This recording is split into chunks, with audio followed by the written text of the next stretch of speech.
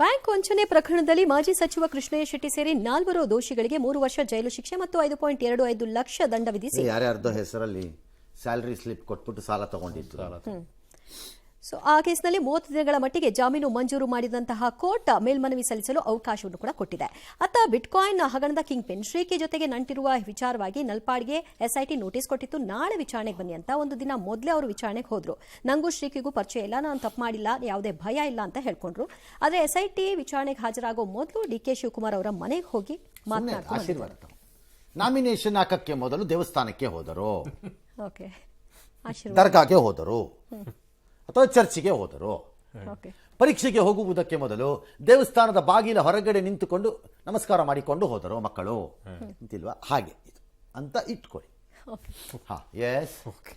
Next, ಇನ್ನು ಬೆಂಗಳೂರಿನಲ್ಲಿ 2ನೇ ಏರ್ಪೋರ್ಟ್ ವಿಚಾರ ಈಗ ಬಹಳ ಚರ್ಚೆ ಆಗ್ತಾ ಇದೆ. ಡಿಸಿಎಂ ಡಿಕೆ ಶಿವಕುಮಾರ್ ಒಂದಿಷ್ಟು ಮಾತನಾಡಿದರೆ. ಪರಮೇಶ್ವರ್ ಅಂತ ನಿಮಗೆ ಯಾಕ್ರಿ ಈ ವಿಚಾರದ ಮಾಧ್ಯಮಗಳು ಇಷ್ಟೊಂದು ಇಂಟ್ರೆಸ್ಟ್ ಅಂತ ಕೇಳಿದ್ರೆ, ನಮಗ ನೀವು ಎಲ್ಲಿ ಮಾಡಬೇಕು ಅನ್ಕೊಂಡಿದ್ದೀರಿ ಡಾಕ್ಟ್ರೇ, ಅದ್ರ ಪಕ್ಕದಲ್ಲಿ ಒಂದು ಸ್ವಲ್ಪ 10 ಎಕರೆ ಜಮೀನು ತಗೊಳ್ಳೋಣ ಅಂತ, ಅದಕ್ಕೆ ಇಂಟ್ರೆಸ್ಟ್. ಆಯ್ತಾ, ಯು ಆರ್ ಹ್ಯಾಪಿ?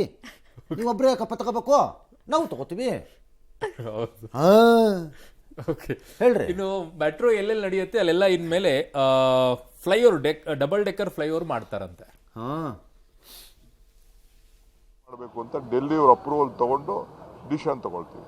ಇದು ನಾವು ಸುಮ್ಮನೆ ನಾನು ಏಕಾಏಕಿ ನನಗೆ ಆಸೆ ಇರ್ಬೋದಪ್ಪ ನಮ್ಮೂರಲ್ಲಿ ಮಾಡಲಿ ಅಂತ, ಹಂಗೆಲ್ಲ ಮಾಡೋಕ್ಕಾಗಲ್ಲ. ಅದೆಲ್ಲ ಈ ಏರ್ಪೋರ್ಟ್ ಮಾಡ್ಬೇಕಾದ್ರೆ ನಾನೇ ಬಿಡದಿಯಲ್ಲಾದರೆ ಎಷ್ಟು ಪ್ರಮಾಣದಲ್ಲಿ ಅನುಕೂಲ ಆಗುತ್ತೋ ತುಮಕೂರಲ್ಲಾದರೂ ಅಷ್ಟೇ ಆಗುತ್ತೆ. ಒಂದು ನಮಗೆ ನಮ್ಮ ಬೇಡಿಕೆ ನಾವು ಇಟ್ಟಿದ್ದೇವೆ ಅಷ್ಟೇ, ಅದಕ್ಕೆ ಚರ್ಚೆ ಮಾಡಿ ಗೊಂದಲ ಸೃಷ್ಟಿ ಮಾಡುವ ಅಗತ್ಯ ಇಲ್ಲ. ನೀವು ಕೂಡ ಅದ್ರ ಬಗ್ಗೆ ಚರ್ಚೆ ಯಾಕೆ ಮಾಡಕ್ಕೆ ಹೋಗ್ತೀರಾ?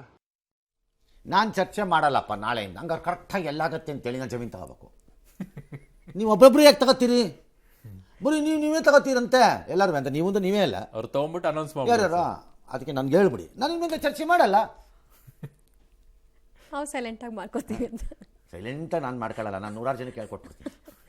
ನಾನು ಮಾಡಲ್ಲ, ನಂಗೆ ಬೇಡ ಬಿಡ, ಬೇರೆಯವರು ಎಲ್ಲರಿಗೂ ಹೇಳ್ಕೊಟ್ಬಿಡ್ತೀನಿ. ಅಲ್ಲಂತೆ ತಗ ಹಿಂಗ್ ಮಾಡಿ ಈಗ ರೇಟ್ ಜಾಸ್ತಿ ಮಾಡಿ ಇಟ್ಬಿಟ್ಟಿದ್ದಾರೆ ಸರ್.